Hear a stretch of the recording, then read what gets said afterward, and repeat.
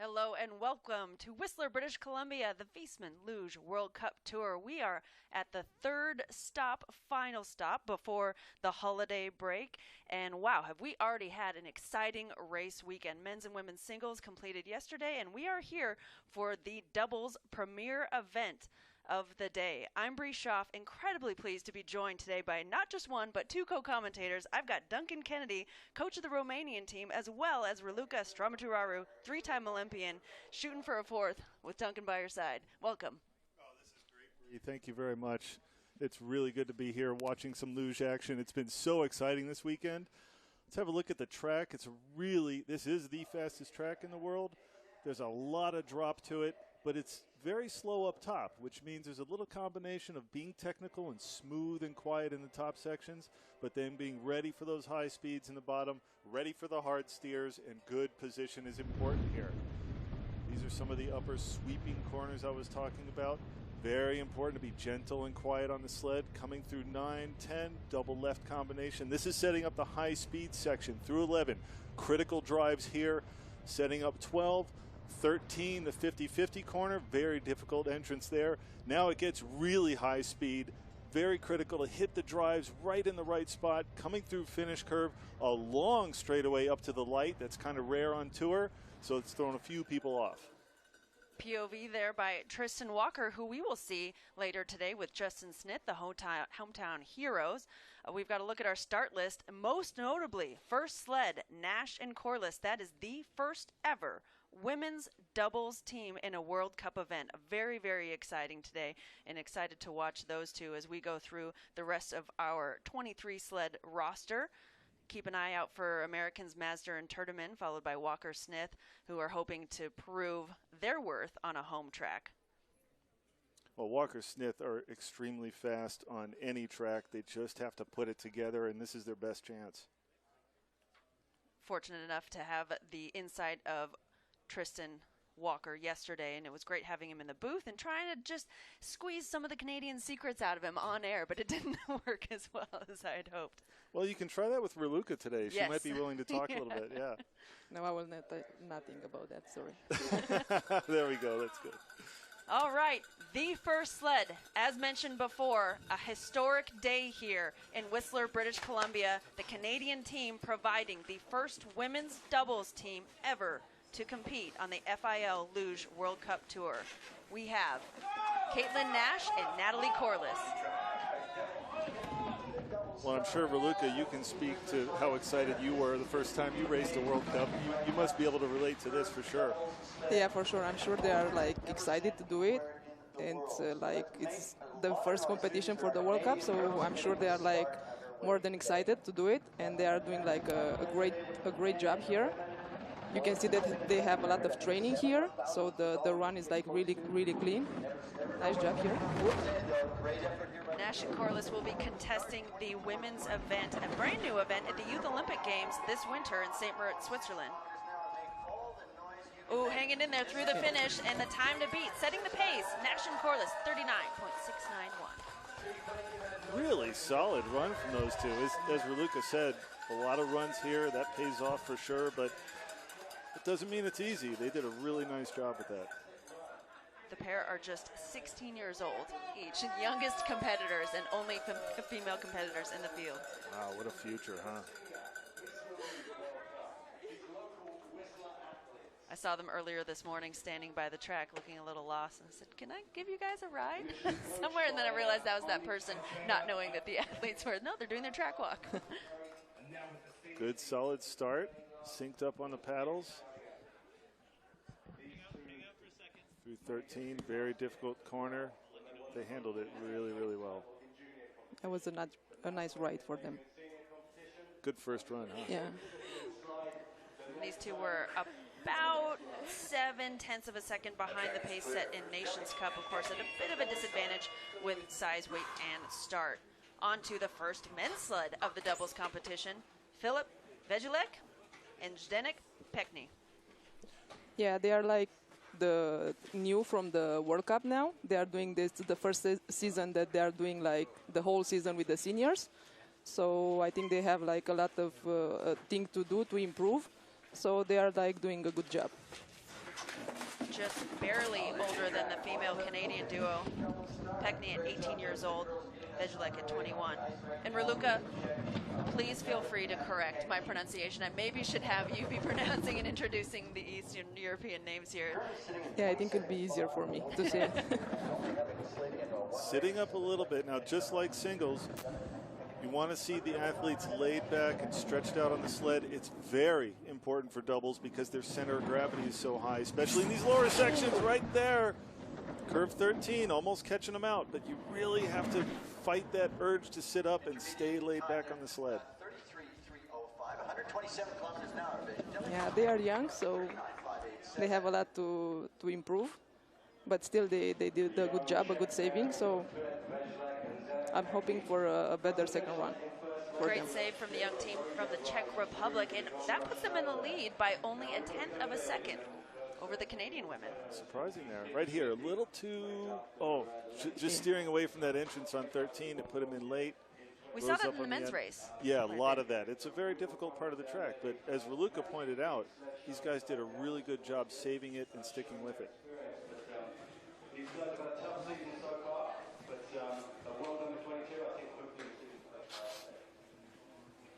At the top of the hill, I'm going to throw it to Raluca Stramaturaru for our introduction. Yeah, it's Igor Hoy and Levkovki Miraslov, if I'm saying right. Beautiful. I hope. Sounded good. Yeah. Another young team at just 21 years old. Yeah, they are new too. They are like doing all the season now with the seniors. So I'm happy to see that the small nation like Ukraine have like 2 doubles for the race. So it's like, ooh, that's a more good than start. some of the big nations. Canada and the U.S. are both only putting in 1 doubles team. Yeah, everybody's struggling with the doubles. So it's time for the women to take over. Yeah, why not? There you go. Well, and as Raluca pointed out, you know, it's really important that these guys do the full tour and see all these tracks. And this is really just experience for them. They know they're not going to win the race. Obviously, they want to have their best results possible. But this is all about getting the runs, learning the tracks, dealing with the pressure, working for the future. And, a little tough on the 16 there. 129.6 kilometers an hour, top speed. They are through and down, and they opened up a big lead, just over a quarter of a second to take over. Not a bad run. But, it can be, I imagine, I have not ridden doubles here. It's been a long time since I've been on a double sled, but I can imagine it's unnerving down in the bottom section. Right here, 15-16. He was trying to put the sled early to the corner, and that's what put it into that skid. The sleds do not like to drive on the flats. They prefer it when they're under pressure in the corner a little bit. They're happy. Yeah.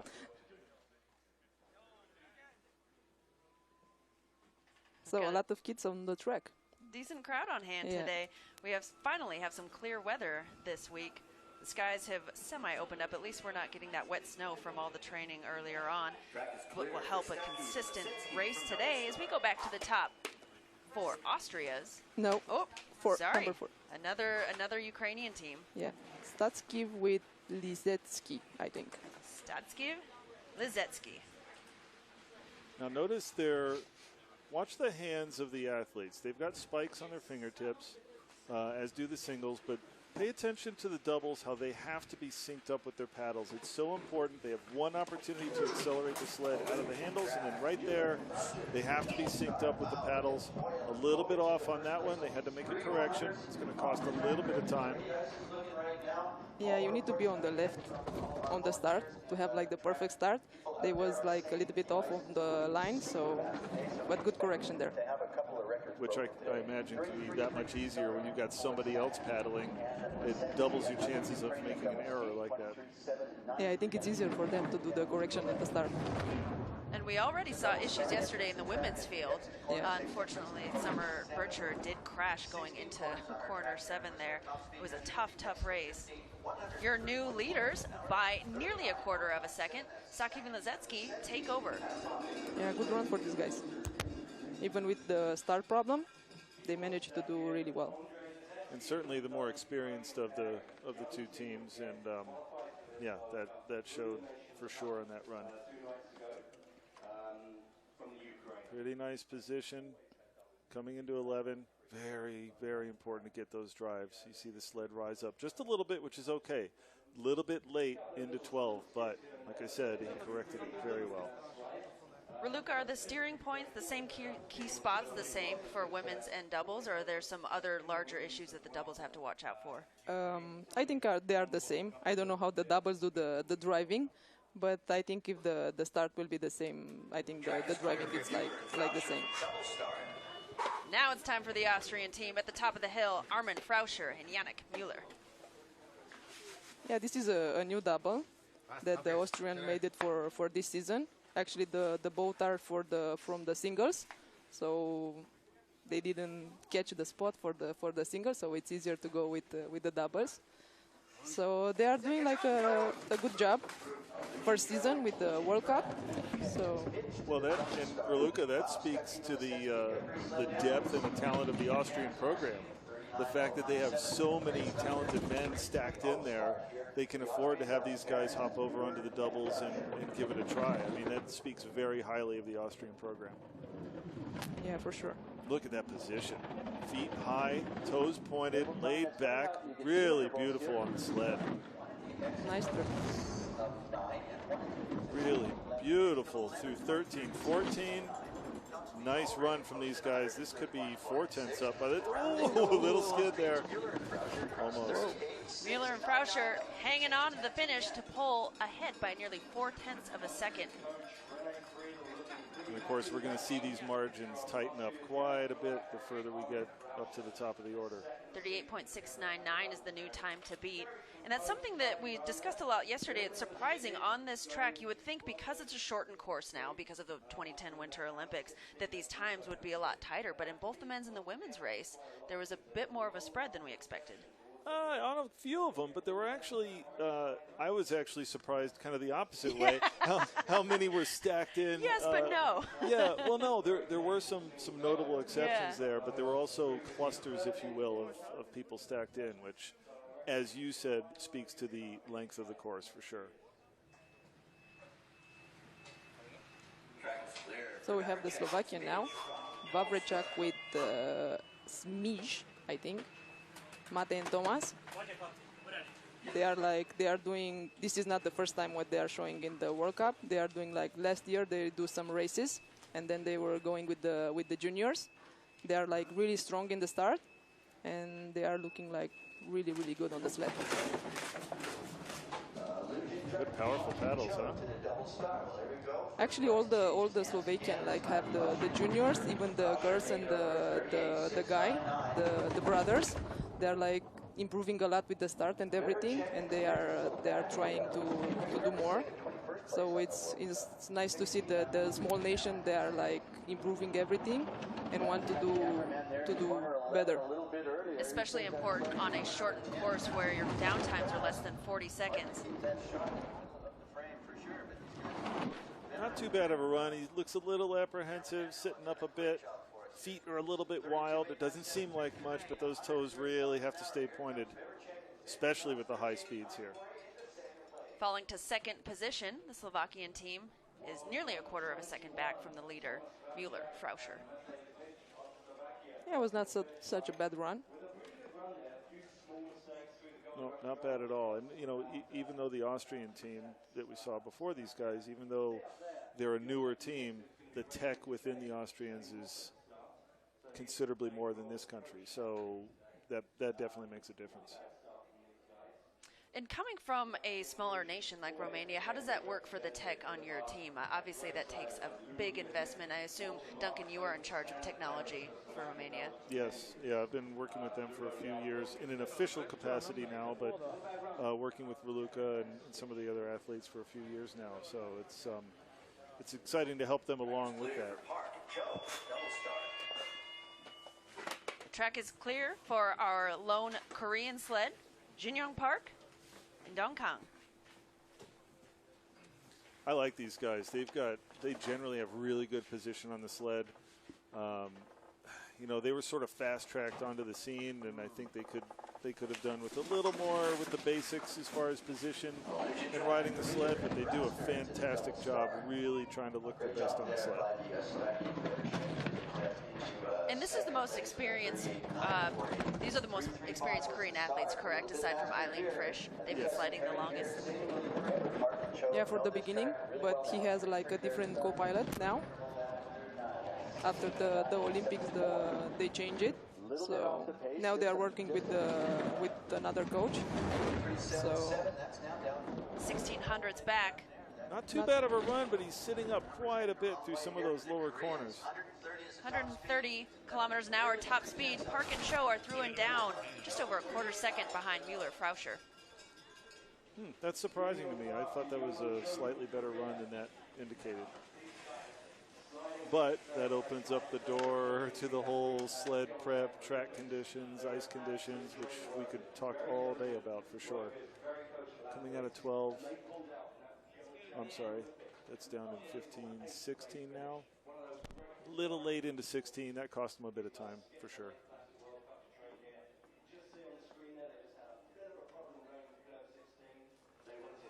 Raluca, when you go late into 16 there on a scale of 1 to 10, how hard is that steer? I think 10, for sure. 11? Yeah, 11, for sure. It's like you need to drive like with all your force and everything because it's like the pressure there is so high. So you just need to steer it. Yeah. So Reader Rasner. Now we can see a fast start. You can see the straps that the back man is holding on to, assisting the top man.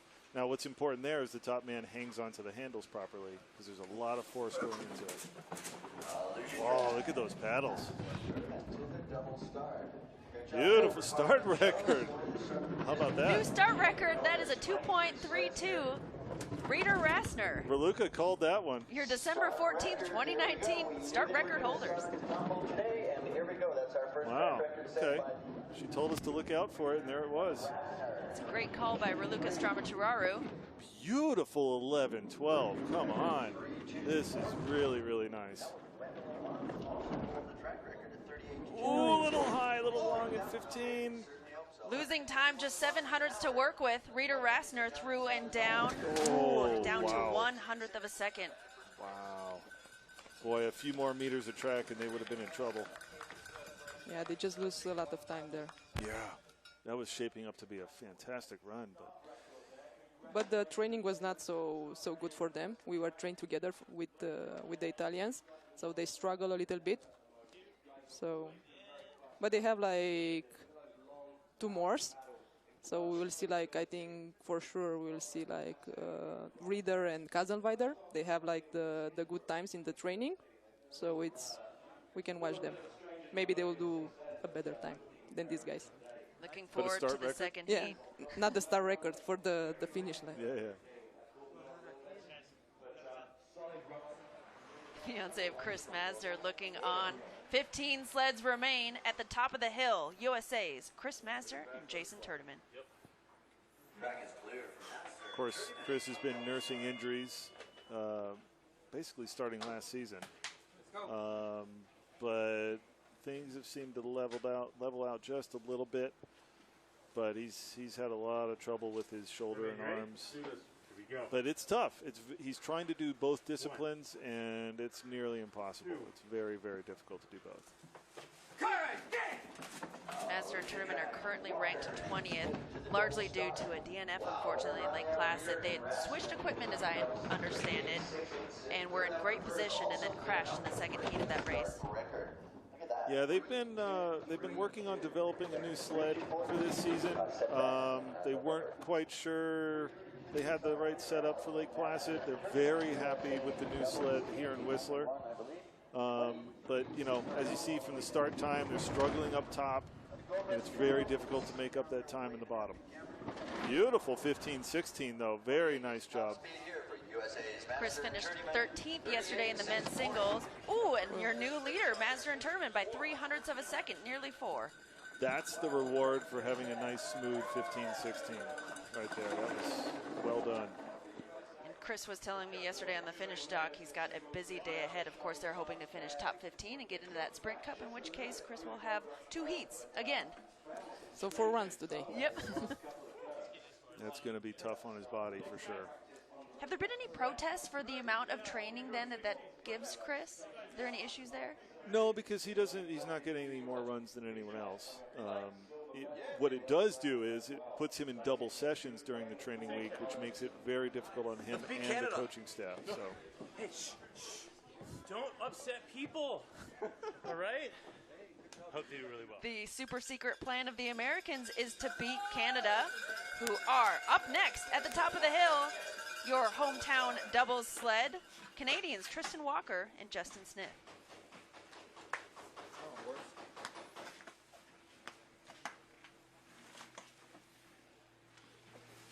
See what these guys can do on their home ice. I really love their position on the sled. They're always thereabouts. They just haven't really put two runs together like I know they can. Beautiful, straight, powerful paddles. Nice.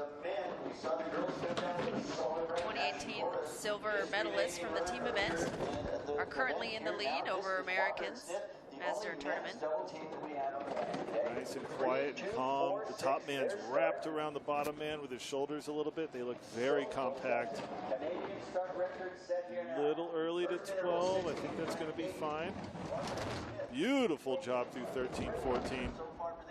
Duncan, you have to force that aerodynamic position with doubles. I'm sure there's some tactics there, like you just mentioned with shoulders, wrapping into the other shoulders. Well, yeah, that's the thing. It's very easy for the top man if he's just sort of laying there neutral. I equate it to balancing two balls on top of each other. It's just not quite there. If the top man wraps the shoulders a little bit, again, with that high center of gravity, it just helps overall. Canadians Walker Smith, the new leaders, 38.528, the new time to beat. Boy, they look good in the lower section. Just right on the money with the position. For sure they know the track. Yes. For Luca and Duncan, you expect this time to hold? Unfortunately, no. That was a great run, but it's going to be tough. Yeah, we'll see these guys. They have like good times in the training, so they are coming after the pilot has like an injury in Sochi, so they didn't participate for the first World Cups. So this is the first competition they are doing.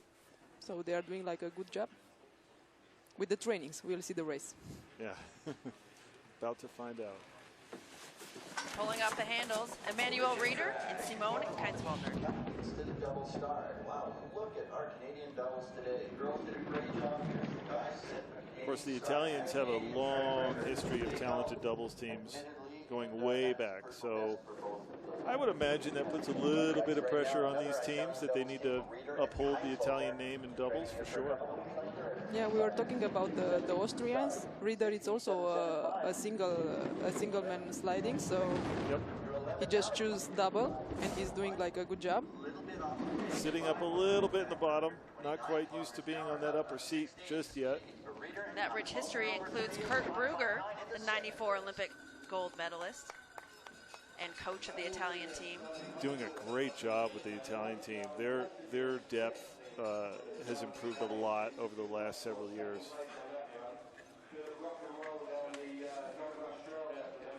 Second place for the Italian pair, just 300ths behind Walker Smith. Yeah, Walker is neat. They have like a bottom section of the track like really, really good. So these ones have a little mistakes there. So, but for sure the second one will be like cleaner, I think. Oops. Going red. in for technical control. So you see the athletes, if they hit a button at the bottom, if the light turns red, they go into the inspection room and they inspect their body weight and also the dimensions of the sled. Track is clear for Guatemala. So this is seeded group. At the top of the hill, Latvia's Oskars Godramovic and Peteris Kalnins. And speaking of strong programs and history of the sport, the Latvians, yeah, they've got a lot of pride on the line when it comes to their doubles teams, and They've been sort of hovering in thereabouts with 6-6, but they're really trying to improve the program and get all their teams raised up to a higher level. A little bit off, a couple of weird hits here for the Latvians. That's a full 10%. 900's back. 23,557. Sitting up a little bit, legs coming off the runners a little through 14-15. It's going to cost him a bit. Quadramovich and Kalnins across 38,599. Quadramovich and Kalnins through and down at 38.59. That's good enough for a third position in the first heat. They're happy. Yeah. Maybe that's an indication of how their training went. Maybe the training wasn't so good, but that was an okay run. Aside from the position breaks, they hit a lot of good key points. And something we've been discussing a lot this weekend is whether or not the heights if you can take a second look now that athletes have been sliding on this Whistler track much longer, and most athletes I've spoken to agree that still for the doubles it might be tough to go back up to that original Damen start. Yeah, I think it will be fun to watch that. Luca Stormtraro would love to see it regardless. You know, yeah, it could be tough, but they're not playing chess out here. This is the real deal. I think it'd be fine.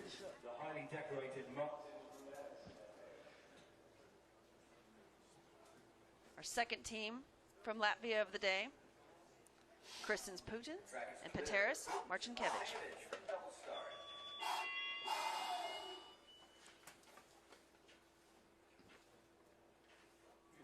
The Latvians have a strong technical program as well, so if you get a chance, especially at the finish, to have a look at their sleds look like spaceships. They've got some cool designs going. It's very difficult to fit a double sled. It's one thing to do a single sled with one athlete, but two people, it's very hard to fit. A little off on the paddles, but he stuck with it. That's what's key. When you see some of these sleds wandering a bit, the really good athletes stay with it and keep the power into the paddles so that the time doesn't go away too much. 3-3-1. Currently sitting in 13th spot on the World Cup. How are these upper corners, Luca, from the women's double start? Is it difficult to be calm and relaxed through those, or? I think 9 is the most difficult for us because you don't have the speed. Oh, unlike there. And I don't know about 9, but 15 is like, you don't want to do that. Looking high through the finish line, Putins Marcinkevich dropped to 10th position, but stay on their sled with a really risky line there into 15. Not intentional, for sure.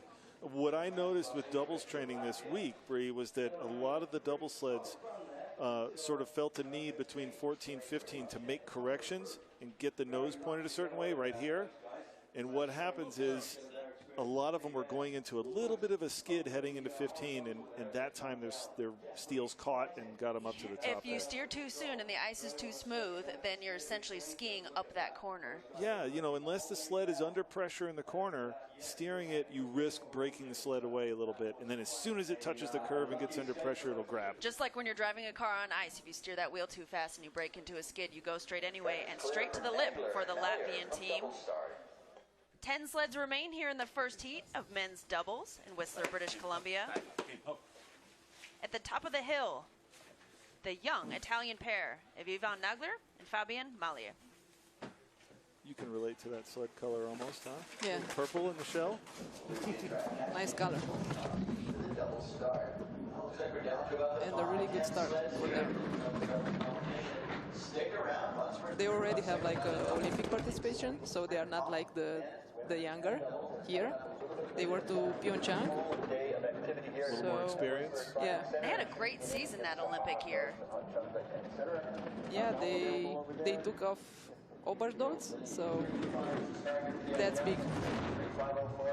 Took over from one of the longest running doubles teams, Oberstolz and Gruber. Nagler Malier. Actually picking up a little bit on those splits. Oh. 4 thousandths of a second behind Canada's Walker Smith, who are still in the lead. Okay, so like I was saying before, for another reason, a few more meters of track, and they would have had that 4 thousandths. That was beautiful. Yeah, good bottom track for them.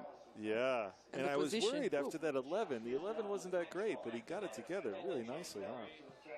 Yeah, you're right. Look at that position. Beautiful. So laid back and stretched out on the sled. Not easy to do. Beautiful lines from the young and talented Italian team. Kurt's happy.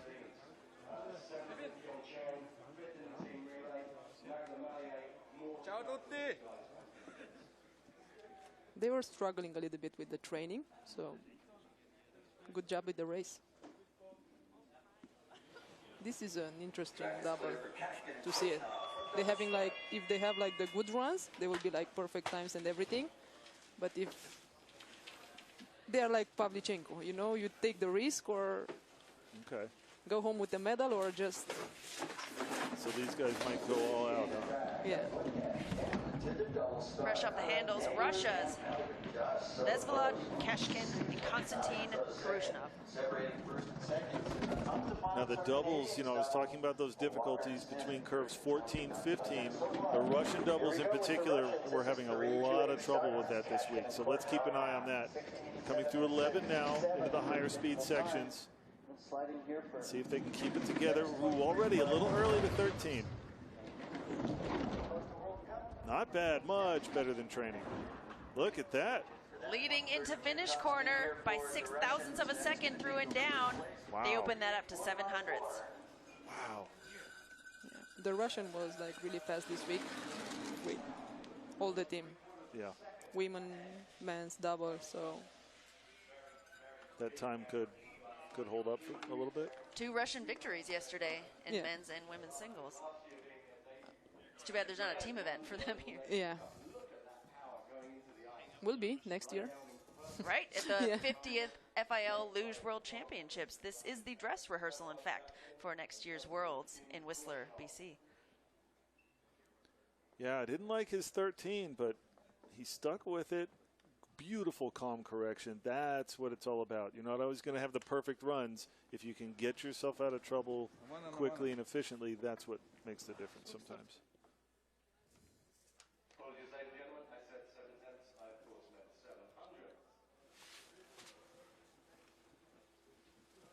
First Germans? Yeah. Track is clear for Goika. On the handles, Robin Goika and David Gum.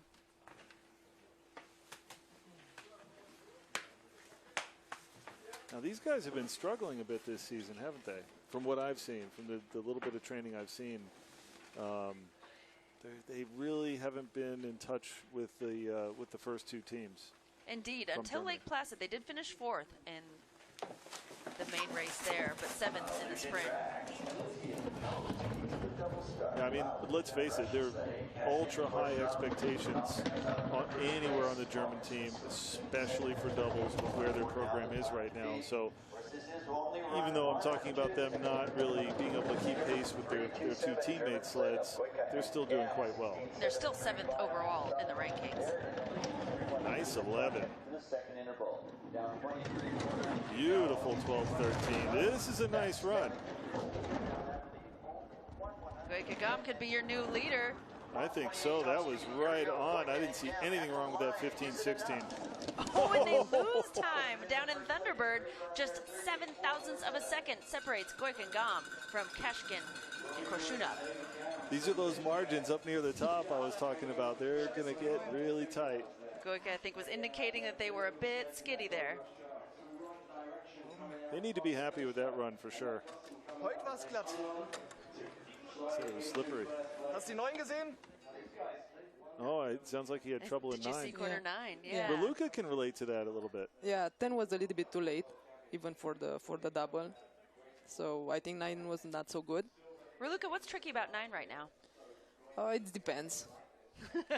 So you wanted to take it early or in the middle, but if you are going late, it's like no chance. So it's better to not have the skid there, just to, you know, relax. But I think it's hard even for the double to have it. The coldest ice we've seen of the week as we go to the top of the hill for Poland's Wojciech Kimilewski and Jakub Kowalewski. Yeah, these guys, it's really interesting to watch them.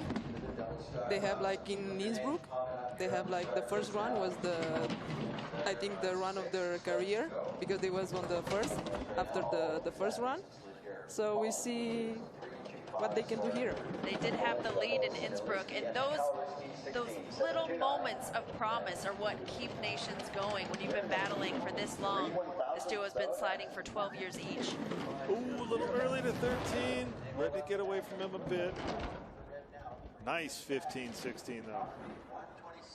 Unfortunately, that's going to cost him a little bit, but overall, not too bad of a first run to lay down. Stretching out through the finish, that's good enough for 6th place for the Polish team. I think they were hoping for more, but with that mistakes, I think it's still a good time. Yeah. Well, Bree, as you pointed out, those little here, just we see him a bit early on the 13, that knocks the sled flat, and then the sled wants to come back up on the end like that. He did a nice job controlling that height. Very important for getting back under control for these really fast 14, 15, 16 combinations. Kind of like corner 9, it's that game of too early equals late on those smaller corners in this track.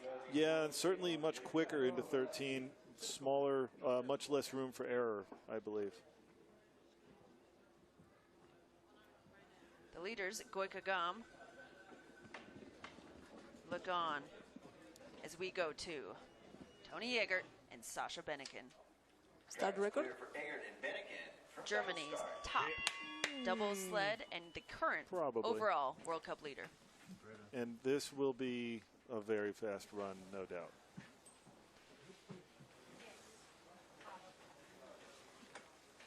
Yeah, they weren't the fastest in the seeded group. They were after Wendel and Art, so we see what they can do. Not quite a start record, but fast enough to get them going. They're really known, the German doubles teams are really known for picking up time in the bottom of the course as well. Look how much wider his feet are than a lot of the teams. Honestly, I prefer that. I think it's a more stable stance for the top man to have the legs a little bit wider. When they get too narrow, the sled just seems kind of tippy to me. And what Summer Britcher was telling me yesterday is that in the wind tunnel testing, it's more about keeping the same position rather than finding the ideal position. Certainly, yeah, anytime you see feet flopping around or any kind of position change like that, it not only upsets the sled, but as you just pointed out, upsets the air. When you're in the wind tunnel and you see how long it takes for the air to settle back down into its stable state, you understand what that does and how it just drags on the way down. Germany bumps Germany as, unsurprisingly, Egert Benniken take over the lead. I'm not sure that's going to be enough to get Wendel Arlt, but we're going to find out soon enough. But little too late into 16 there. That definitely cost him a bit, that looping action. Just 900ths separate Egert and Benniken from their teammates, Goik and Gam. Not too bad of a run. Another thing the Germans are known for is that second run just flying. So they have something to look forward to. Track is clear for Wendel and Arlt from double Okay. Start record here. The next big pair to watch, I don't know. Tobias Wendel and Tobias Arlt of Germany. They are really strong in the start, so maybe. Hopefully they saw that start record and got fired up. They are like really strong in the start, so we can expect the start record for sure. So watch for good explosive Like your power style. here. Really pulling the sled on those paddles, especially the first paddle really dug in. Oh, 3.252. They're going to be disappointed with that. 200ths. Yeah. Now we have the track. Raluca's predictions still may come true in the second heat. We do have one heat to go. Wendel and Arlt currently behind Egert Benniken. Yeah, he has some problems, you know, finding the handles in the start, so maybe that was the problem. Not picking up quite as soon as I expected here. I'm not sure. Looks very good, and there it is. 500ths or 5,000ths in the lead. Wendel and Arlt threw it down. Oh! He 1/6,000th margin over teammates Egert and Beneken. Wow. We have Germany, Germany, Germany in 1, 2, 3. But there are 4 sleds remaining in the first heat. But arguably these have been the ones to beat for sure. Look at the pull on these paddles. And it seems simple, but accelerating the sled is one thing. When you're on the flats, that's fine. But pulling a sled down a ramp that wants to accelerate already, it's very difficult to have efficient paddles, singles or doubles. Right, like oftentimes when you're running hills, you feel like your running position is better than if you're running on flat. I imagine that overspeed of trying to accelerate downhill is a skill unto its own. It is. It can be very tough. At the top of the hill, Russia's Alexander Denisyev and Vladislav Antonov. This pair happens to be American Jason Turdeman's pick for the World Championship gold. Raluca and Duncan, any dark horse picks that might take a German down here? No. in a word, no. Yeah, who knows? These guys were having like a good training week, so maybe they can do like two runs. Because they were like having the good training, but was one run good and one run bad, so they could be rolling the dice a little bit here? Yeah, we will see. Well, like I was saying, I was watching the Russian doubles down in that 14-15 combo. And, ooh, a little too high on 11. Oof. So that's time gone, no matter what they do from this point on. But way too late. Tapping that wall before 16 also. Denisyev and Antonov tapping their way through the finish straight. Nightmarish run. 10th place for the Russians. I mean, he knew with that 11, he knew it was over at that point. All you can do is try to save whatever's there, but it just went from bad to worse for these guys. Raluca, it seemed in the women's race like a lot of the women were forcing that drive onto 11 a bit. Onto 12. Is 11 not feeding into 12? Look at this, too high on the end. The sled wants to cross naturally. Yeah, you don't want to do that. No, he And right here, 15, much too high, too late. You need to squeeze the sled down from 15 soon enough to get it early to 16. So Albert Demchenko, head coach for the Russian team now, doing a fantastic job with the tech and the coaching with that team. Not so happy. Not so happy right now.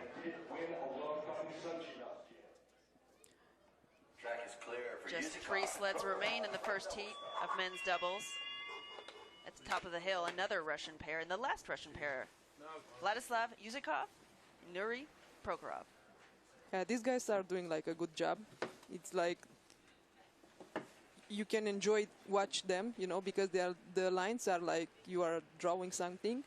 They are like the next Oberstdolz and Gruber. It's just perfect. They don't have mistakes, and when they have it, it's like that.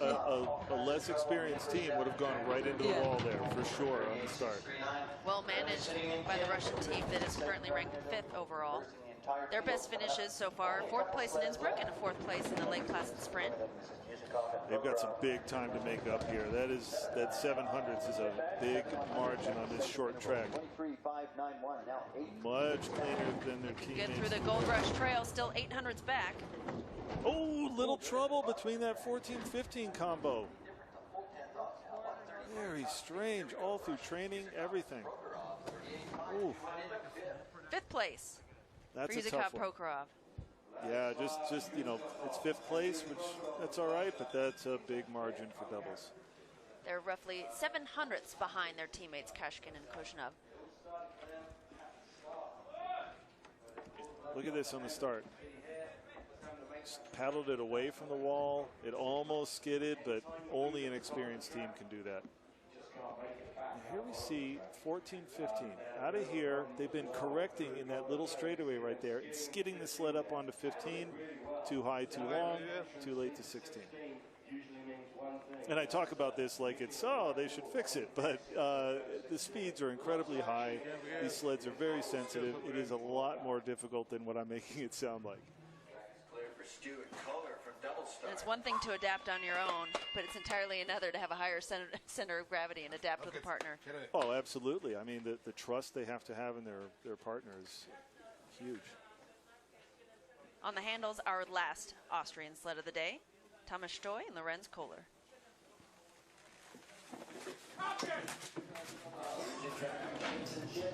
Currently 4th overall in the World Cup rankings. Not there on the start for sure, but the Austrians have a very good technical program. These guys, when they're on, their position is really quite nice, so they could make up some time down here.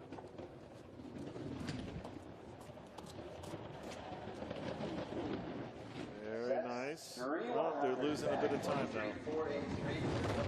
Sitting up a little bit from the top man. Ooh, a little wobbly out of 15. Stoy Kohler threw it down with a 38.425, good enough for 3rd place. Okay, in the hunt. Fairly big margin from the 2 top teams, but at the same time, they're right there. Yeah, it will be an interesting second run. Mm-hmm. It's that 9-10 combo Raluca was talking about. Could be so tricky because the speeds are kind of low. And then the turbo boosters come on out of 11 here. But beautiful 11-12. Yeah.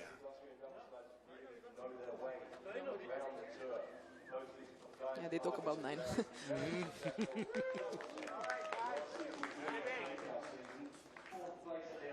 I think from the ladies and double start, 9 it's like the harder to do it. Some Latvian fans out here to support our last sled, the first heat. Andris Šīks and Juris Šīks. Certainly one of the most experienced teams on the hill. They are coming off a win in the Lake Placid Sprint. And they have a medal here at the Olympics. So I think silver. Yeah, silver medal. Your memory's better than mine. Little wobbly on the. Oh, it's taking no. a while to get in. Oh, no. Now, Tough break. is he in, or did a strap catch on? Looks like he's in finally, but You don't want to have that mistake in the start. no. This track is. Look at that, almost 2/10. This track is way too flat up top to have any sort of error, especially something as big as that. Looking forward to the replay. Duncan, did it look like the strap got held out? Is there a certain order that hands have to go in the sled? There is. Everything is really symmetrical when you're getting into these sleds, for sure. But at the same time, you know, he does have the straps on his forearm for the bottom man. I'm not sure if that's what caught, but something went awry trying to settle into the sled. 4,200s back. Latvia's Šīks in 16th position. They will be looking for a redemption run on the second heat, but well out of the medal hunt now. Yeah, tough break on that one. They're having such a great season. Let's see if we can see what happened here.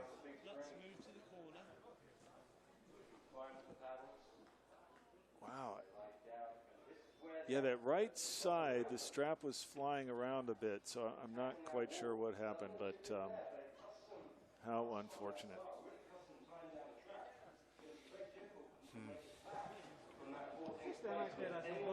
He will not be happy. This one. Well, that wraps our first run of men's doubles here in Whistler. Wendell and Arlt are your leaders, followed by Eggert and Benniken, teammates from Germany. Stoy Kohler sneak in there to break up the German trio. Austria in 3rd place, Goika Gam, the 3rd German sled in 4th. Kashkin Kushnov, the Russians, kind of in that surprise 5th place position, and Yuzagam Prokhorov in 6th place. I'm Bree Schaff, so pleased to be joined by Duncan Kennedy and Raluca Strama-Turaru. That's our first heat. Stay tuned. We have the exciting conclusion of men's doubles here. Just 0.06 of a second separate Wendell and Arlt and Eggert Benniken. Welcome back to the second and deciding heat of the Viessmann Luge World Cup here in Whistler, British Columbia. This is the 3rd and final stop on our way to the holiday break. I'm Bree Schaff, so pleased to be joined by Romania's Duncan Kennedy and Raluca Strama-Turaru. Duncan, talk about the conditions. We were saying during the break that it's playing a large role here. Well, it is. And one of the most important things is how well this track is holding up in these warm conditions. A lot of times we're faced with tracks that tend to frost up really easily when it's warm if the refrigeration is a little too high. This track has just been fantastic all through the training. It's been very consistent, which is important with a track with these speeds. Here we see a map of it, sweeping long, flat corners up top, not a lot of speed, get down to 11 right there. Then the turbo boosters kick in for the lower section of this track. And it's got some technical aspects in the bottom too, so it is very challenging. A look at our top three. In third place, Stoikoller from Austria are hunting down the top two, which is Germany's Egert Bennekin, who are only 0.06 of a second behind the race leader, Tobias Wendell and Tobias Arlt. No surprise there, a lot of rivalry between these two German teams, so this is going to be a fierce battle on the last run. An exciting conclusion still to come. We have 23 sleds in this second heat. We will be going in reverse order from slowest to fastest. So starting with Nash Corliss, our history-making women's doubles team, who is 1.34 seconds behind our leader. And what an exciting race for them to just be a tenth of a second off of the last place finishing men's sled. Raluca, where are you at on women's doubles? How has this taken so long?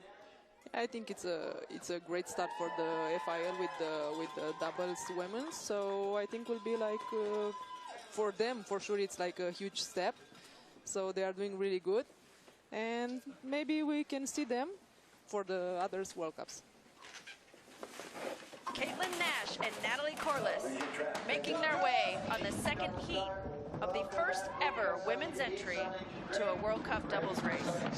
This pair is looking forward to the Youth Olympic Games coming up in January in St. Moritz, Switzerland, where women's doubles will be an official event.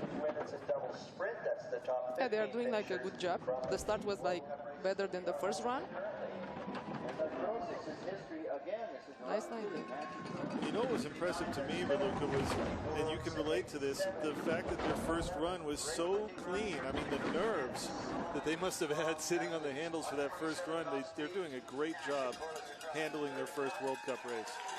Yeah, for sure they will be like really excited about this, and the result it's huge for them, I think. 400s faster than their first heat. Duncan, that's a great point. You know, not only is this pair 16 years old making history, but their composure, they appear to be bred for this. Yeah, I mean, you know, we've seen so many other doubles teams make critical mistakes, and sometimes it's a little thing that grows into a big one, but they really maintain their composure quite well through these first two runs of their first World Cup. A little bit out of sync with the paddles. That's okay. Totally forgivable. Yeah, but they look so relaxed this run. Yeah, they really For the did. first one was like a little bit tight, but this one was like so relaxed. Yeah, really, really good job. Exciting times and an exciting race for the young Canadian pair, who is your current leader, the sled to beat.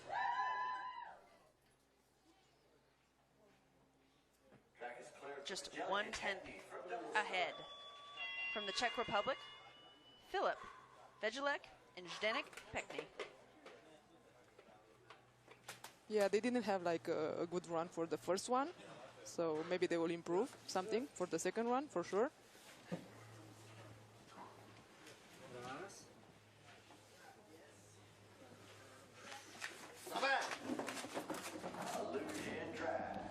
Another thing to keep in mind for the viewers at home is just how slick this track is.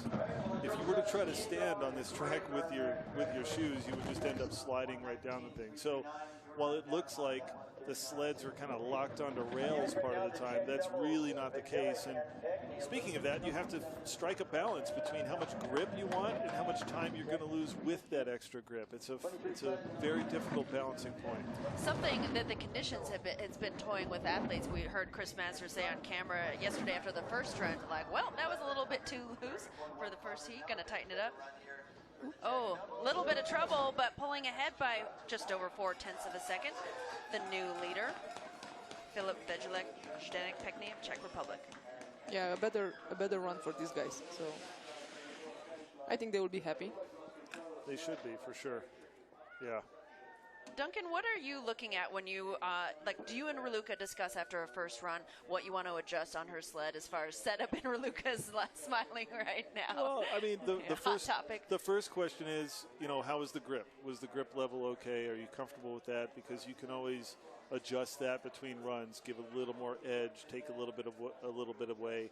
Aside from that, there's not a whole lot you want to do to the sled between runs.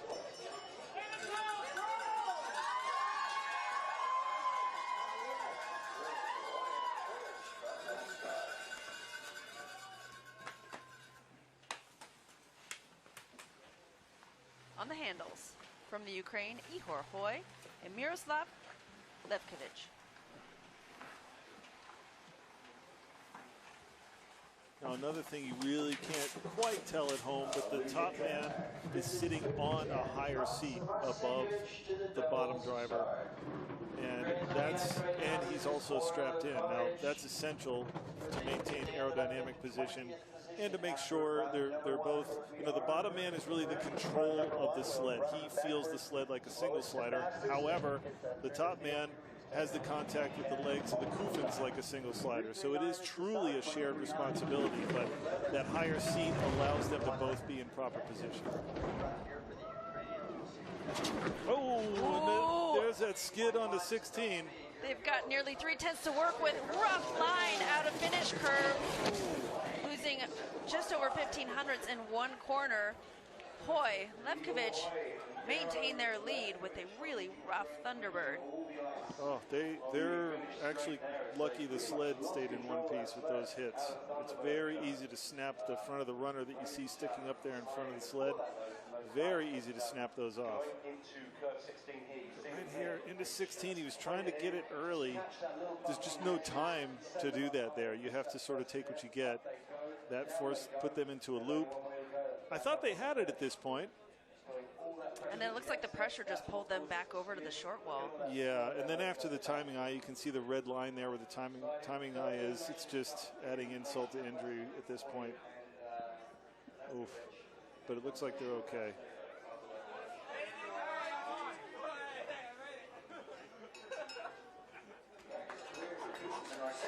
From double start.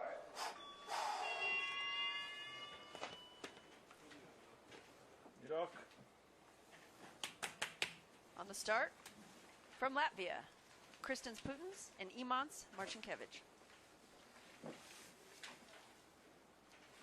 Not the first run that they want. They have like big mistakes in 15. So. Right, this is one of two Latvian sleds that we mentioned on the first. He would be looking for redemption here. Yeah, it's always fun to watch the trainer for the Latvians in the start.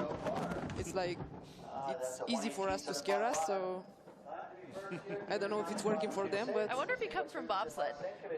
It's very rare that you hear someone. I think it's certainly where they got that whole thing for sure. 11 at 23.559.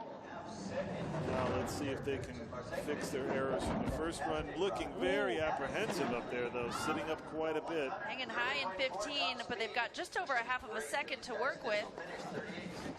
And that expands a lot through Thunderbird there, opening it up to just over 8/10 ahead of Hoy and Levkovich. Yeah, I mean, overall fixed the issues, but when you see the athletes sitting up and hunching up, they're sort of expecting trouble, and unfortunately, sitting up like that can draw the trouble to you. Expecting trouble makes trouble. Right there, you see his head coming up, and he's leaning, a lot of position breaking, but ended up muscling it through in the end. And I think a lot of the time when we talk about the importance of being relaxed, it's also important to point out that any muscle twitch on a luge sled is going to steer that sled. Your body movements go directly into controlling that sled, no doubt. Track is clear for Stackiv and Lisetsky from double start. Our second and final Ukrainian team of the day, Ihor Stackiv and Andriy Lisetsky. Well, and Bree, to sort of capitalize on that point, it goes to another level where you can have two sliders have seemingly the same run, driving good lines, good position, but if one is truly more relaxed on the sled where you're able to be, that's going to be the faster slider. You really have to have a good feel for it. If you're tight and locked up and muscling the sled, you will not see the tires. As best as I was able to test that on a skeleton sled, it was a difference of a second in Lake Placid with nearly identical runs, just relaxing. Not quite that much with us, but same Skeleton's idea. a bit more wide open, yeah. No, absolute same idea. It can be tenths of a second on a luge sled, which is enormous. 16.960.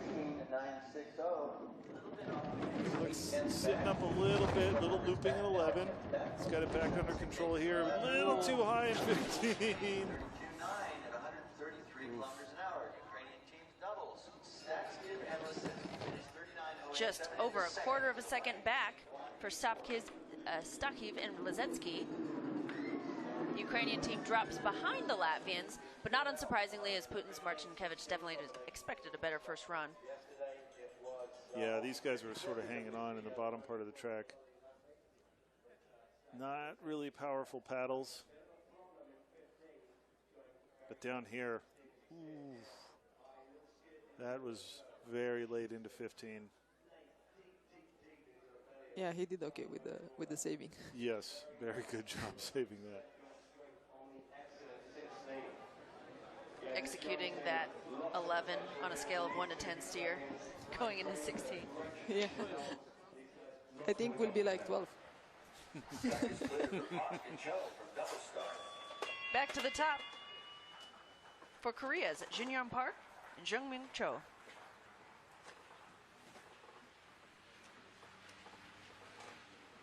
Yeah, it was not so bad the first run, but still the time is a little bit slower. So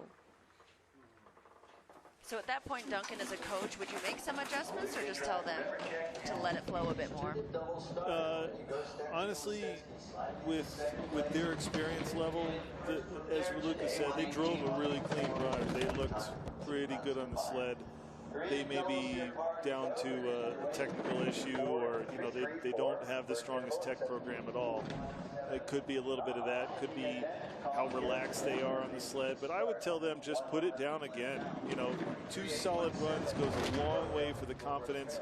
That's what they need. They're not looking to win the race right here, and they're doing a really good job once again. It's not the fastest run, but awfully clean. Stretching out through the finish, 9 hundredths of a second, separating Park and Cho behind Putin's Marcinkevich. And it's frustrating. I'm sure in their minds, every athlete thinks there's a magic sled out there. There's no question about that, right, Raluca? Yeah, for sure. But, so I'm sure it's frustrating where they're like, oh, we're having these pretty clean runs, where's the time? But they need to calm down and just keep working on this base of driving, and when the tech comes to them, they'll be ready for it. Or do you tell Raluca, start chasing rainbows? Exactly. I tell her I sprinkle magic fairy dust on it and just go ahead and go. Yeah, I have a lot of my sled. I need it on me more. And that is one of the most frustrating things as an athlete in sliding sports, is that really beautiful slow run. Yeah.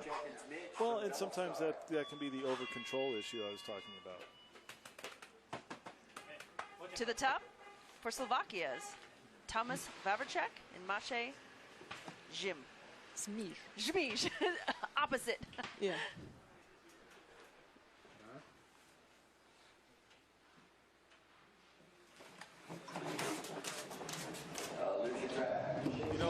We talk a lot about these athletes driving lines and driving certain corners without explaining the obvious, that the way they drive in the simplest form, I guess we'll talk about doubles, is that if you want to go left, the top man presses with his right leg.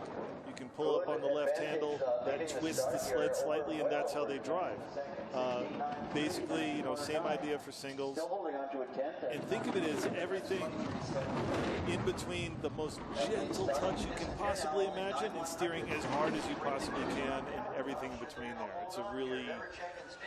It's difficult to do. 2 big hits as they cross the finish line in the lead by just over 400ths of a second. Yeah, but it was a really nice run. Yeah. That was, yeah. Yeah. with a run like that, you can afford to have a few hits right before the light. Yeah, they can have like 2 more. Yeah.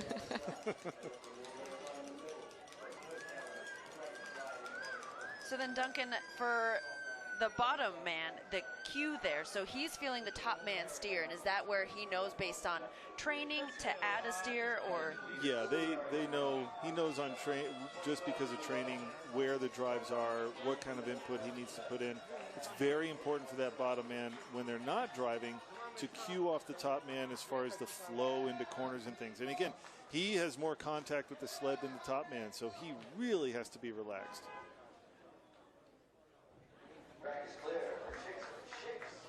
A great crowd on hand here in Whistler, BC, as we go to Latvia's Andris Šīks and Juris Šīks, the current third-ranked overall double sled that had a really tough first run, looking for redemption here in Heat 2.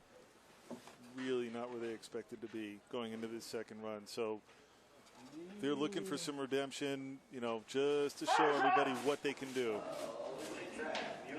No more yelling.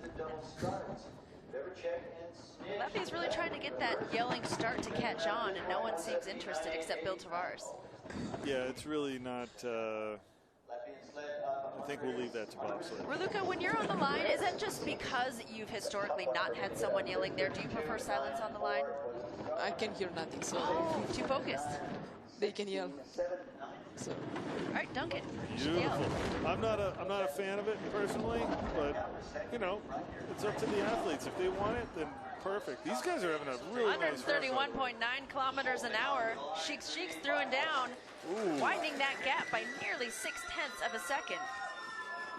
Yeah, they needed to show everyone, okay, before we get on the plane, let me just show you what we can do. They might drop in their overall rank, but they are here to establish they're still one of the top contending teams. Yeah, they're off of the sprint now, so for sure with this run they will. I was thinking 10th place, so maybe they will do better. Right, you called that on the Yeah. break. They need to be top 15 to make it into the sprint race later today, which of course is critical for overall points. Yeah, with this run for sure they will have it. Yep. I want to hear you say for sure they'll be in the top 10. I want to hear that again. Yeah, for sure. They'll be in top Okay, 10. there we go. I just needed to hear that on air. 15 sleds remain here in Whistler. We go to the top for Austria's Yannick Müller and Armin Frauscher. You know, I keep forgetting about the sprint also, as you just brought up. It's a great opportunity. Yeah, they're going to lose out on World Cup points in the main event, but they can pick some up in the sprint and sort of save face a little bit. A win would certainly help them feel better. Yes.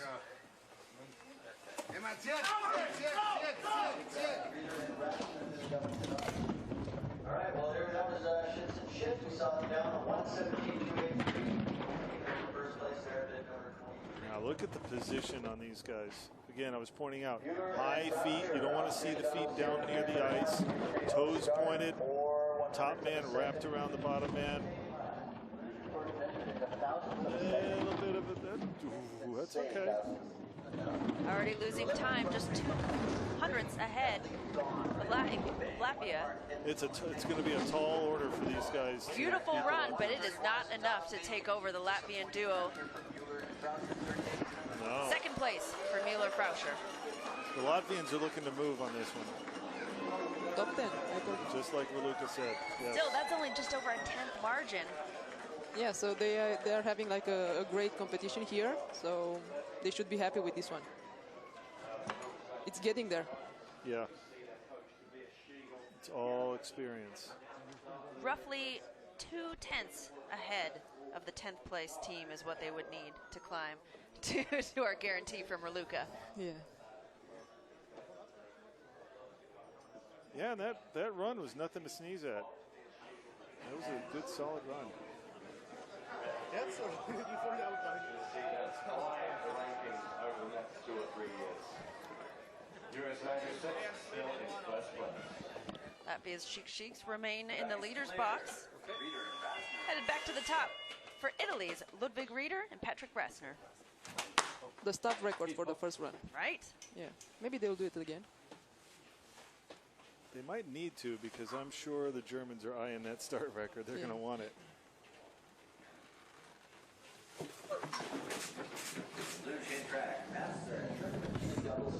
Ooh, tough settle. 3.236.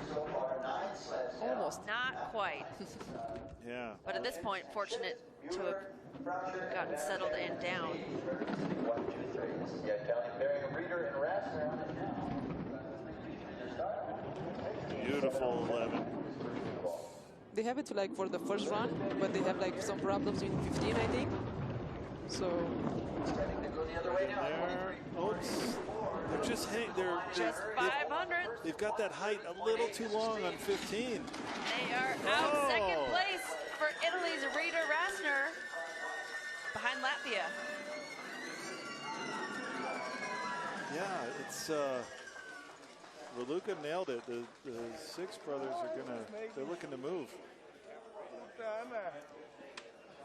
Oops. Be nice to have a look at that 15 again. Here's 13. They were very clean through here. No problem. 14 looked pretty nice, but 15, they stay a little too high, just a little too long, and that wants to cross the sled into that right wall. And, well, unfortunately late to 16, but very critical drive for the lower section. Well handled, but it lost them time.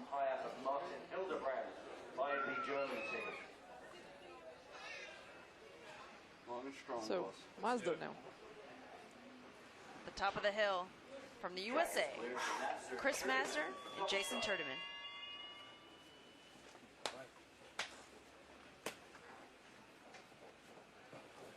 Yeah, they're going to need a pretty strong run here to maintain this spot. I mean, you ready?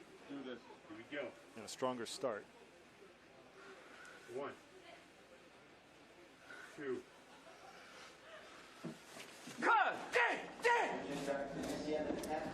Oh, right side of the ramp, not where you want to be. Heading into 7.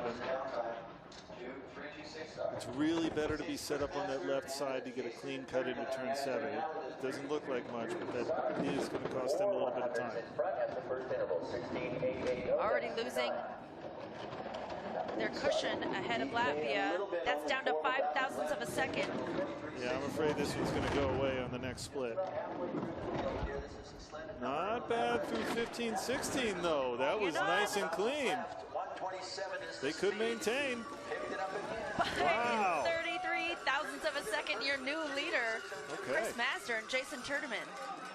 Not to say that Raluca's prediction can't still happen. But they made me eat my words, which I love. Yeah, so they will have like 4 runs today. Chris will have 4 runs. Yes, you're right. That does put them into the Sprint Cup.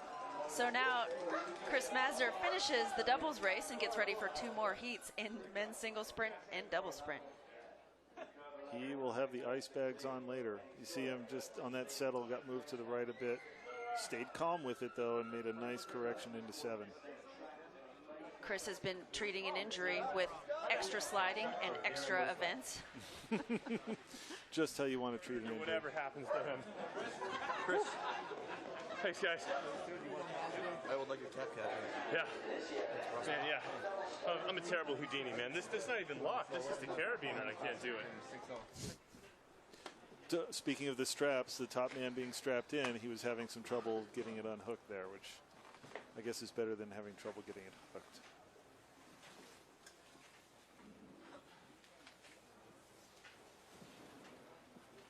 So first Russians, Denisiev Antonov. Just 100 ahead of Master and Turdeman. Alexander Denisiev and Vladislav Antonov. Yeah, but the first one was so rough for these guys, so maybe they will want the second one, for sure. And I'm sure they will not make the same mistakes for the second one. Tenth and a half to work with almost. Nice, nice. Good looking slide going on here. 23.48. Nice into 13. First here so far. Now this has been the problem spot. Much better 15. A little late into 16. Not too bad though. We'll have a new leader with Denisiev and Antonov. by 0.15 of a second. That was a nice one for them. Yeah.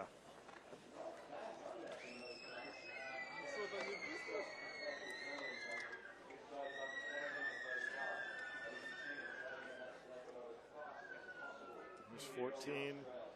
That's been their problem area all week, is that 14-15 combo. And again, that height was a little long on 15 and put them, well, you know what it's like to go middle to 16. It's pretty rough sometimes. Yeah. You don't want that for your neck. No. Even with the doubles. So. Even with the strap, does that put your head on the ice? Yeah. If you are going too late, it's like you can have like whatever strap you have. It's impossible to keep your head.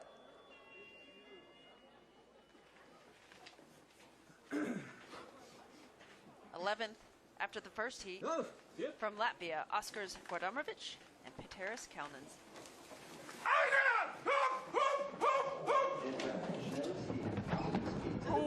Oh no! Well, all the yelling in the world isn't going to fix that. Now, that's not the quickest settle in the world. This is still a reasonable amount of time for doubles to start and get into the sled. Yeah, but he looked like, I don't know if he was having some trouble there, but he definitely sent the sled to the right, which is not the spot you want to be in heading into 7. What's the toughest track in the world for getting settled quickly for doubles? For doubles, I don't know. Maybe Oberhof? Possibly? No, because you have like the long ramp, so it depends of the pedals that you make there, but... Yeah. Guardamovic and Kalnins fall behind Russia's Denisiev and Antonov. This is a forgiving start corner, and by start corner I mean the angle they have to achieve to get into the main track. This is a really pretty forgiving one, whereas some tracks, the slightest little error and you're losing tenths of a second, not hundredths. Let's have a look at what happened here. Pretty solid on the paddles, but yeah, getting in, you see his hips moving back and forth, trying to correct. Could have been much worse. I'll give him that. Well managed, but only good enough for second position behind Russia.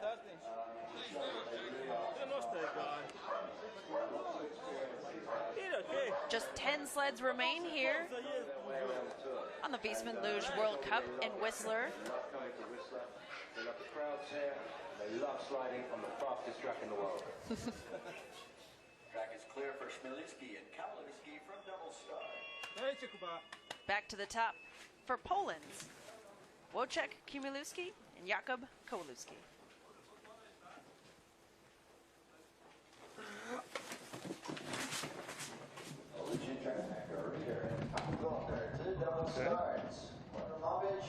That was a nice start for them. Left side of the ramp, very clean. And these guys have shown they have the speed, as you pointed out from the first run in Innsbruck. They showed everyone they can be there or thereabouts, but it's tough to maintain.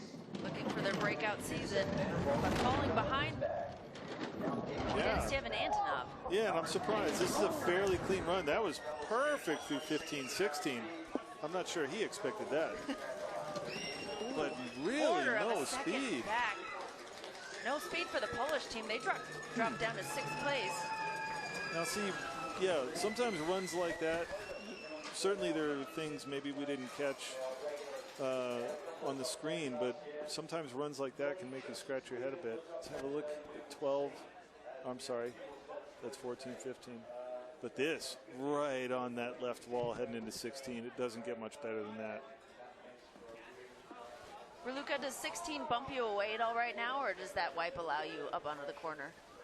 No, I think it depends, you know, how you do it. But even if you are not having like the perfect entrance, you just need to be there, to be focused, because 16 is the biggest problem that you will have with this track, excepting 9. So after 9, you just need.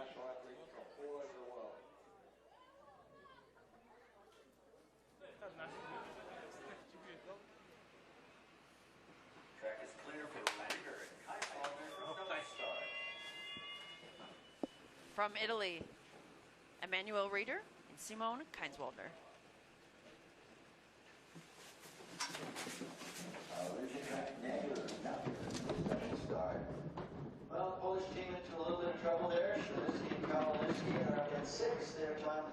327.56 with the start. 327. Also starting 327. This is Nice position heading into 9. Luca's favorite corner. And it's always tough when there's a combination, when the two corners go the same way. It's always a little bit tricky. Sleds just naturally kind of want to cross away from the curve that they're on. A little bit of trouble in 13, sitting up into 15. Just 300s, 132.1 kilometers an hour. Yeah, I think those troubles up there got him. Ooh, yeah. Not enough. 700ths separates Reeder Kainswalder from Denisev and Antonov. Well, that goes back to that position thing I was talking about. No major problems, but he did start to sit up and fight the curves a little bit, and you saw the time just go away. They will have one more chance with the sprint. True. And it's like the first competition for them, so I think they need to be happy with this. That's a good point. There haven't been too many opportunities or enough reason for a lot of countries to come and just sit on Whistler and get to know the track. There's still quite a bit of a home track advantage here for Canadians. Yeah, and it is, from what I understand, the teams that do come here, the training is just fantastic. Every time they come here, the track is flawless all the time, and it is a good place to train. The German women were going off of the old Olympic men's start when I was here last fall. It's good speed training. Yeah, for sure. Track is clear for Nagler and Mellier from double start. Our final Italian sled, the young Ivan Nagler and Fabian Mallier.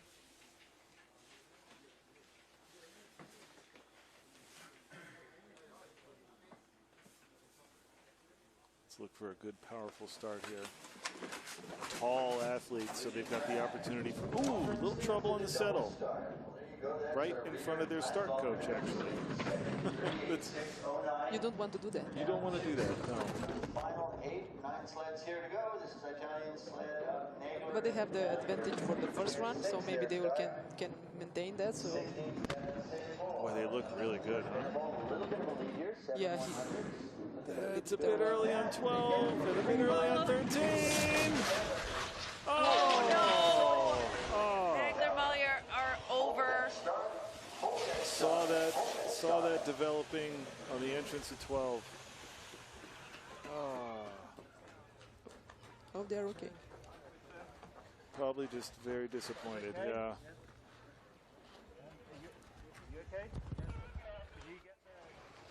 Yeah, I think he said yes. Just frustrated. A little bit of ice burn to go with it. Boy, they looked so good until that point. We'll have a short hold here on the track while the medics take a look at Nagler Mallier. You know, it was, I hate to use them as an example here, but great example of how just missing, and Luca, you know this, just missing a little teeny bit of a drive can set off a chain of events. Yeah. Especially at top speed. Like, the thing I love about Whistler is you hit top speed and then it gets technical. Yeah. Let's have a look. Out of 11, too early on, bump on 12. That flattened them out. They carried some pressure. Bumping early to 13, and like we talked about before, sled wants to climb up on the end, and that was it.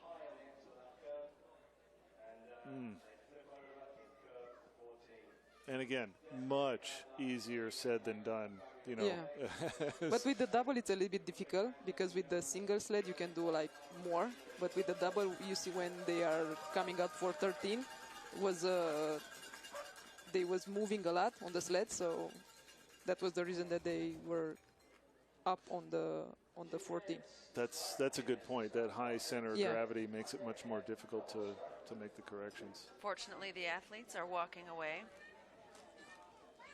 And Brishov, joined by Romanian coach Duncan Kennedy and Romanian athlete Raluca Stramatraru, calling the second heat of men's doubles. Exciting so far, and I have a feeling it's going to get a lot more exciting in a minute here. We still have 7 sleds, including our hometown heroes, Tristan Walker and Justin Smith. 1 minute to start. Walker and Smith to the You know, this is a testament to how safe the sport is too, Bree. I mean, these guys, there's a lot of inertia behind that double sled. They can crash at 130 kilometers an hour and walk away from it and, you know, bruise the pride a little bit, but ready for another day of sliding. Raluca, how well do your suits protect you from ice burns?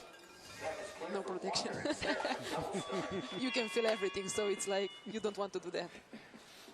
It's better to stay on the sled. What? Good incentive to not tip over. Yeah.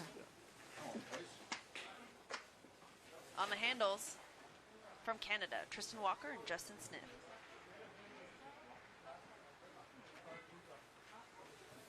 They for sure are hoping for a good result here. So.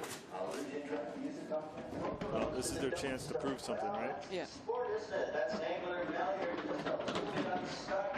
Those speeds, any kind of wall like that, tip you over. So far, looking really smooth up top. This pair had a great first run.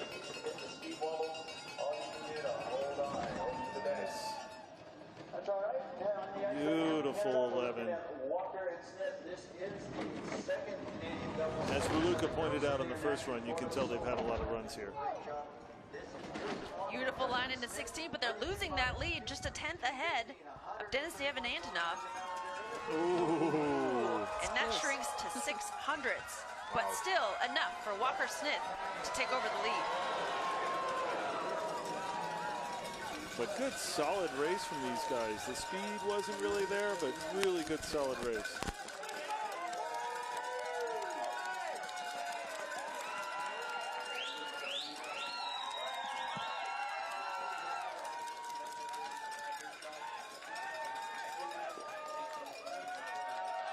Walker Smith are hoping to edge out just one more sled and break into that top 6.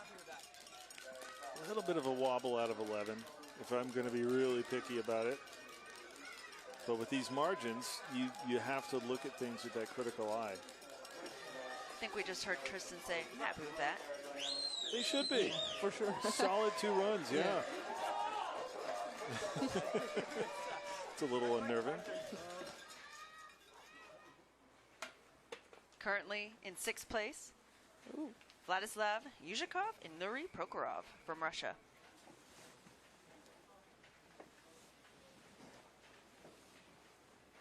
They need to have like a perfect one to pass the Canadian. So it was a little bit slappy, I think, at the first one. The Russian was not having like the runs that he had it in the training, because he was driving like so well in the training. So Just 100th separated Walker Smith from this Russian team in the first heat. Already in the red Almost at by a expands. tenth. Maybe Okay. 9 was not so good. Yeah, maybe. They're picking up a little bit here. This is another tough spot for them. 14, 15, no problem there. They're picking up a little bit. I'm not sure the be timing close. eye is far enough away. Oh, they gain some time back. It's not enough. They fall behind Tristan Walker and Justin Smith. Yuzhikov Prokhorov currently in 2nd place. It can do no worse than 7th place in the race.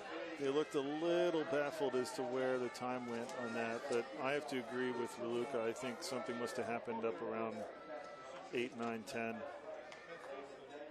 We are in the lower part.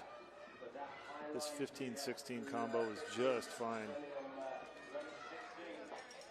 But once you lose time in the upper part of any course, it's nearly impossible to make it back. And you see that thing with the foot at the finish? Yeah, going for the timing eye? Yeah. Yes. Not everybody is doing, but if you are seeing the Canadians, they are doing all the time. So We were calling that the cross-country ski finish yesterday, where you split the legs There you and go. lunge. yeah. They need to do it more with the double because it's higher than the single, so they will gain some time. 5 sleds remain as we head into the medal hunt from Russia. Vezvolod Kashkin and Konstantin Korshinov. Time to beat, double, 2 times combined, 117.03. Carrying the torch for the Russian team, and the Russians have had such a strong weekend so far. That puts a little bit of pressure on these guys. This for is sure. a young pair, 21 years old each. Very nice job. Beautiful through here. Little high, little Handling wide. the pressure really well. 131.5 kilometers an hour. They might stretch this out to a 10th. Look at that, a 10th and a half. Wow. Big expansion. All right. Just under 1600ths for the new leader from Russia, Well, Kashkin and Koshinov. rising to the occasion. We've seen so many teams have these problems that just suck the time out of the run. They did a fantastic job in the lower section. Look at this, into 13. That 14-15 combo that's been so tough for doubles, they just nailed it. Track is clear for the boyfriend count, but double start. Some luge fans, future lugers perhaps. We're nearing the medal hunt. On the handles from Germany, Robin Goika, David Gaum.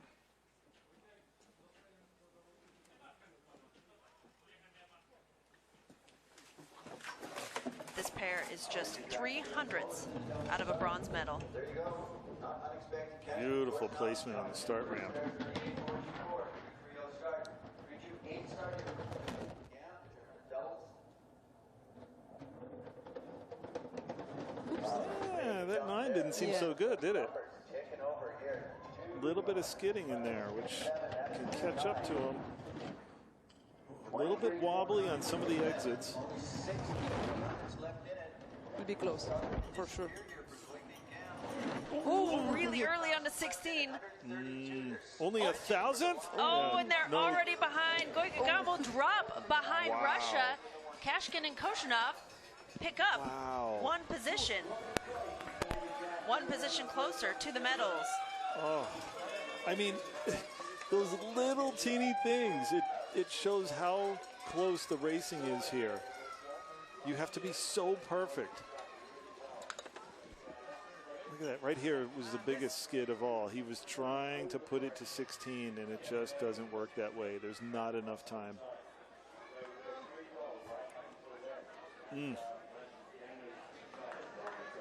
Raluca, when you're steering 15 to 16, are you allowing that pressure that you've built to pull you back up into 16, or are you actively driving it over early on to 16? You better not say over. Trick question But in front of please, your go coach. ahead. Proceed carefully. Yeah, We'll go ahead and just let you I will sit watch on that these guys and when then you go to the top of the track. This is the medal hunt, the countdown. Top 3 sleds, Thomas Stoy and Lorenz Kohler of Austria. Ooh, trouble getting Uh-oh. in. Trouble getting in. I think the Russian has the medal now in the pocket, maybe. That Medal in could the be. pocket, maybe. You heard it here. I think I heard a little bit of skidding in Yeah. 7 too. Oh, Just 500ths. This next split is going to tell all. Ooh, they're losing, but yeah, this has to be perfect. So they were just losing a little bit, but this has to be right on the money, and they're still losing. But oh, that's a huge problem. No. That's it. That's medal right there.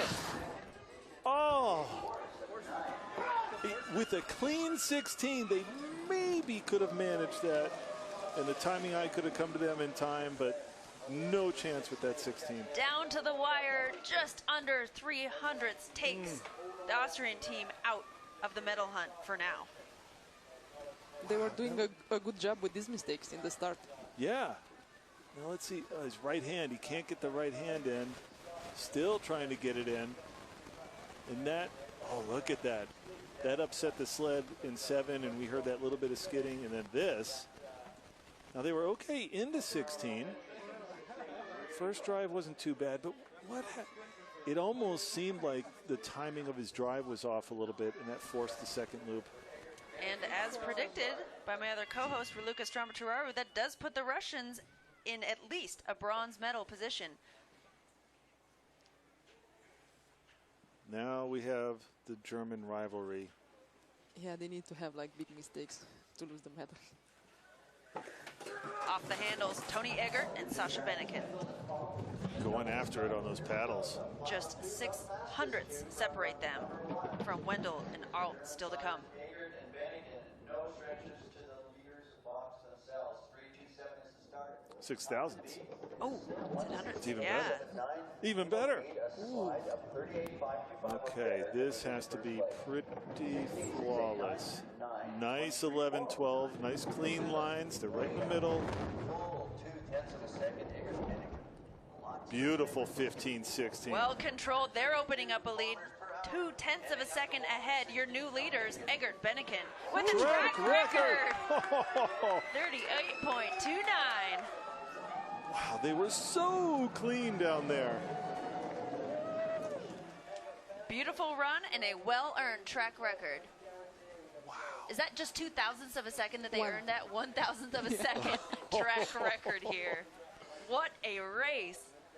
Big power on the paddles, synced up, clean settle into the sled. They did everything they needed to up top. And then down here, they were just right on the money. This is what I really loved. This 15-16 that we're not going to see was just flawless.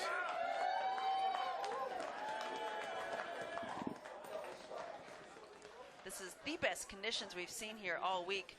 Slushy snow came down, and now the skies open up for a track record day as one sled remains. From Germany, Tobias Wendel, Tobias Arlt. Well, and speaking of that wet weather, Bree, it's worth mentioning that 95% of this track is covered with a roof, so that helps mitigate some of that nasty weather. It does, and one of the interesting conditions that you battle in Whistler is that high northwest humidity. Mm-hmm. Well, they really cut that start corner in. There are many options coming from the ramp getting into the main track. And these guys chose the short path. Now, See if these shortcuts pay off. In the red behind their teammates. nice line. They are dropping back. They need to be just perfect down here. Little bit rough, 14-15, not as good as their teammates. I don't think they have it. Wendel and Arlt, second place. Just under 0.06 of a second. A silver medal, but a loss for the famed German pair. The rivalry between those two teams for the past several years has been unmatched. It's kind of fun to watch, actually. Exciting day for Germany's Eggert Benniken, who took home the win. The comeback win from behind in an extremely tight race. Well, you know what's interesting about this is that Wendel Arlt, traditionally, they're a little bit loose and sloppy in the bottom part of courses. This was one of their cleaner races, I'd have to say, and it didn't yield the result they were hoping for. Interesting race. Unremarkable runs mean beautiful runs and fast. All three sleds on this podium had really, really nice second heats. Your final results from doubles here in Whistler. Eggert Benniken from Germany take the win. Wendel and Arlt in second place, also from Germany. The Russians, Kashkin and Koshinov, bump up to third position, dropping Stoy Kohler of Austria into fourth. Goike Gam of Germany drops into fifth. And Canadians Walker Smith just sneak into the top six there. Mazda and Tournament of the U.S.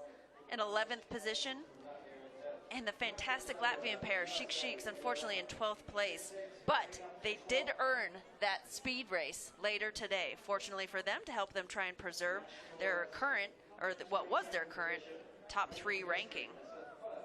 We did have one crash today, the DNF for Nagler Malier. Hopefully we can check in on them again later as we head to the flower ceremony.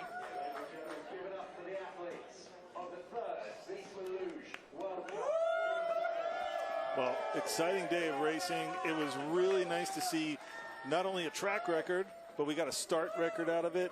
The team that crashed that you mentioned, uninjured. That's always great to see. This was a fantastic World Cup. Doubles Luge making things interesting here in Whistler this weekend. Don't go away. There is more to come. Here is your final standings. Currently leading Eggert Benniken ahead of Wendel and Arlt. Stoy Kohler still in third place. Sheik Sheik's drop to fourth position overall, but they have a chance for redemption coming up here in the speed race, where we will have men's, women's, and doubles all have one shot, one heat in the speed competition. I'm Bree Schaff, so fortunate to have been joined today by Romanian coach Duncan Kennedy and Romanian athlete Raluca Strama-Tararu. Thank you for your input and your insight today. It has been an exciting doubles race.